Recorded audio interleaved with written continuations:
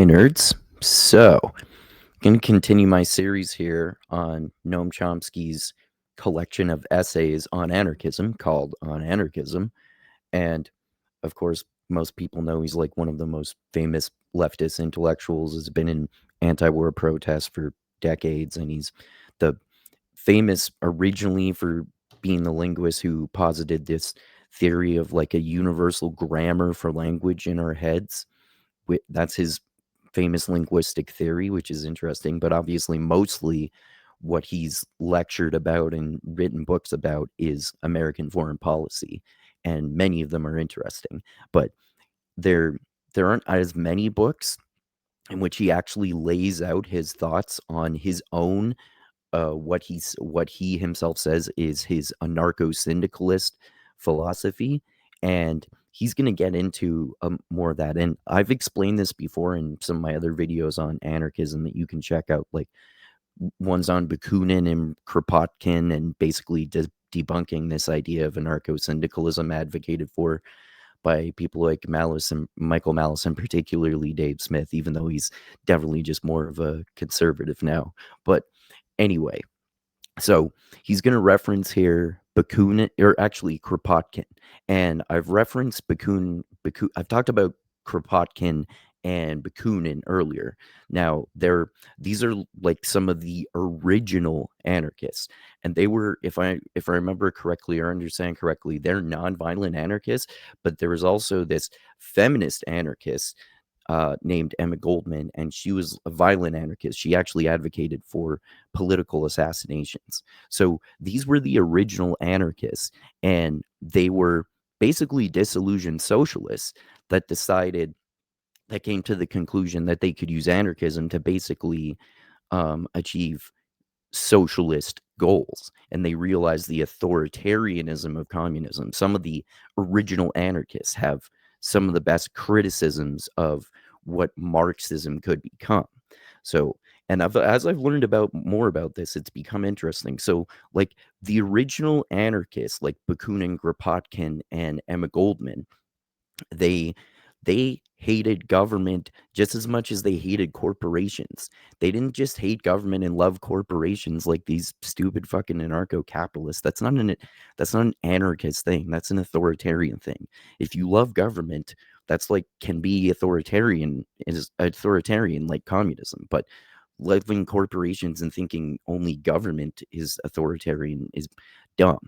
But so anyway, he's going to explain. Chomsky's going to explain the split here that I didn't know as much about before I read this book. That's his collection of essays on his anarcho-syndicalist philosophy and anarchism in general, basically. That there actually was this kind of split between anarchists after the original anarchists. So there were the anarcho-syndicalists, and then after that, there was also this split that formed between the anarcho-syndicalists and then the people who added a Marxist interpretation to anarchism. So, like, it's not accurate to say that anarchists are Marxists, of course, but anarcho-syndicalism has actually also been labeled as anarcho-communism, even some people like Kropotkin and Bakunin. But it seems to me like that's actually just a more accurate label, perhaps, of this more Marxist interpretation of anarcho-syndicalism. But that to me is not actually the original meaning of anarchism. And I'm on an anarchism, but in an ideal world, anarcho-syndicalism sounds like the best form of government to me. But obviously, in practicality, I don't think it could actually work in the real world. But so anyway, this is an excerpt from an interview in which Chomsky is being asked about his views on anarchism. And he's basically here talking about the history of the split between some of the early anarchists after the original ones. So, yeah, like it's interesting to think about the history of this in context before going into it. Now, if I understand and remember correctly, like I was saying, the original anarchists were disillusioned Russian socialists who thought that anarchism would be a way to achieve basically socialist goals, but basically they hated government authoritarianism and corporate authoritarianism, not just one or the other.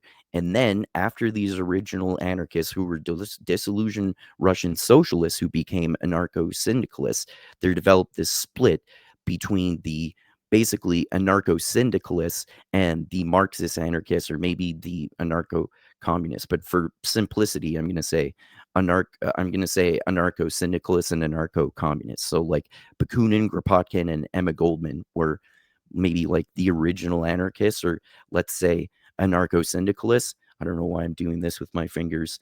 And then there are other Marxist theorists who Chomsky is going to get into, who were more Marxist anarchists or anarcho-communists. So yeah, that's why political philosophy can get interesting. Anyway, I'll get into the quote here, and don't worry, I won't talk like Chomsky. Well, let me separate that into two questions. All right, anyway, so he's being asked here basically to distinguish between different types of anarchism, and the type that he finds more interesting and would advocate for.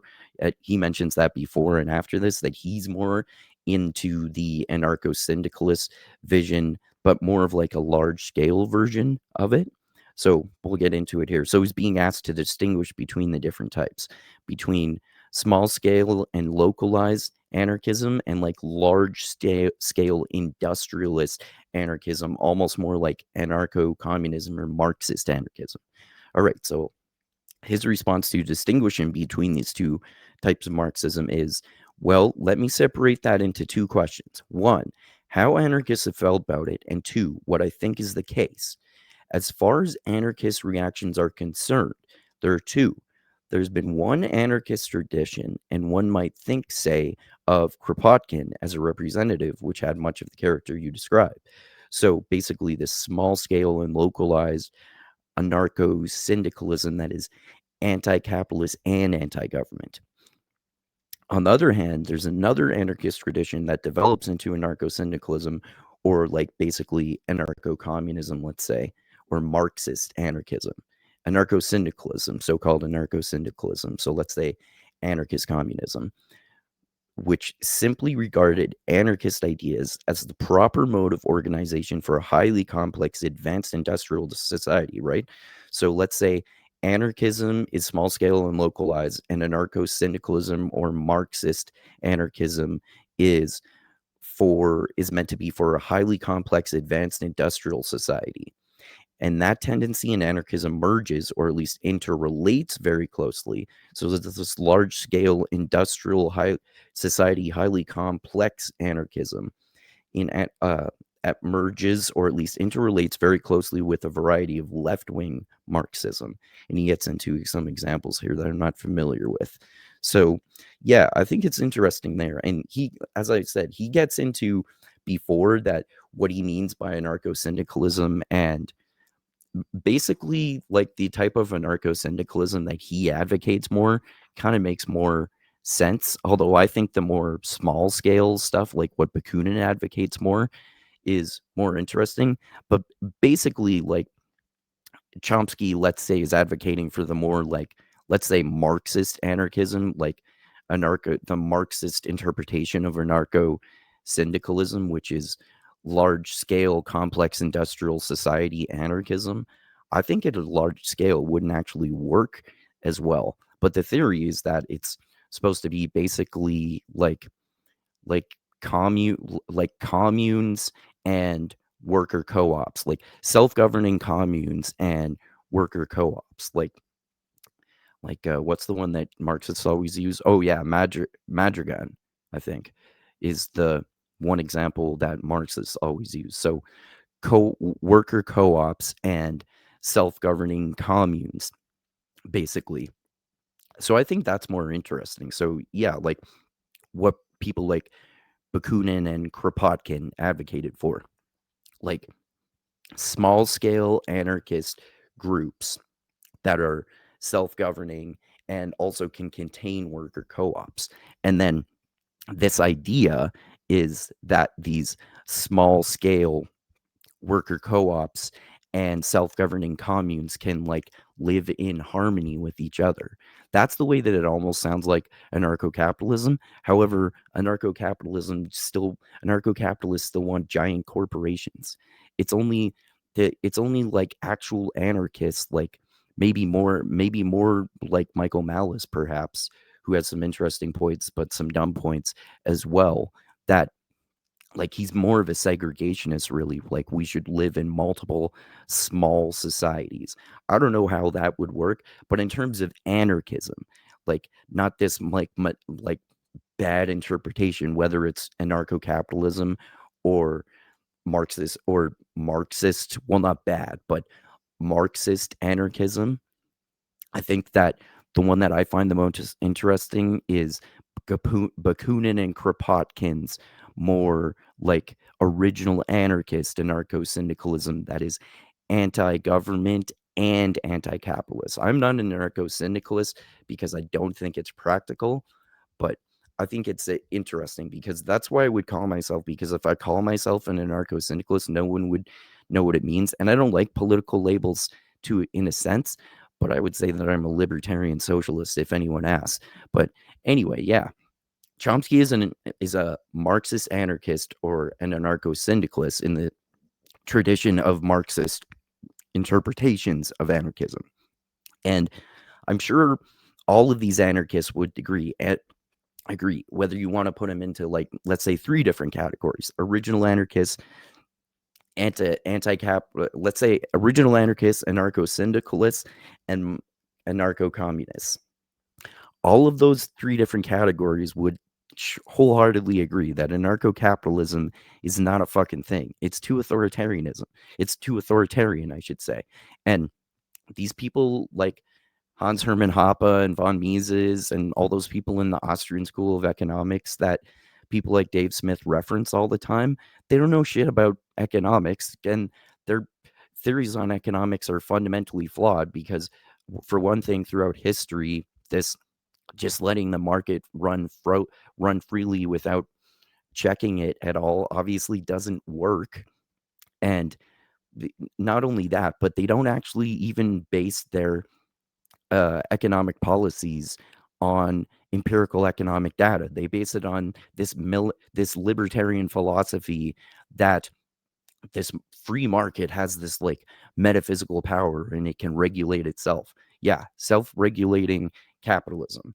Like obviously it there is a an added flaw here, which is related to like self-governing small bodies, right? Which is why, especially if you think about within terms of hunter-gatherer history, for example, it seems like small societies can work in an anarchist way, but maybe large-scale societies can't. But I mean, who knows, man?